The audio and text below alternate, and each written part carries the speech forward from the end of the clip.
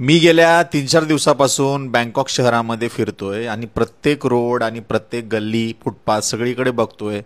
इथला कुठला गल्लीतला नेता, इथला आमदार, खासदार कुठला तरी म्हणजे फोटो लावलेला असेल की ज्यांनी हे रोड बनवला असेल किंवा ज्यांनी ह्या रोडची सफाई केली असेल. पण पूर्ण थायलंडमध्ये मला कुठल्याच नेत्याचे फोटो कुठेही दिसले नाहीत किंवा इथे राहणारी 4-5 छपरी पोरांचे वाढदिवसाचे किंवा केकचे किंवा अजून कसले रील स्टारचे कुठलेही मला इथे फोटोज, बॅनर, होर्डिंग मला कुठेही दिसले नाहीत. नाहीतर आपल्याकडे बघा छोटंसं जरी काम केलं, गल्ली गल्ली बोळातला एखादा नाला बांधला, छोटासा पूल जरी बांधला तर तिथं 10 लोकांचे तुम्हाला फोटो बघायला मिळतात.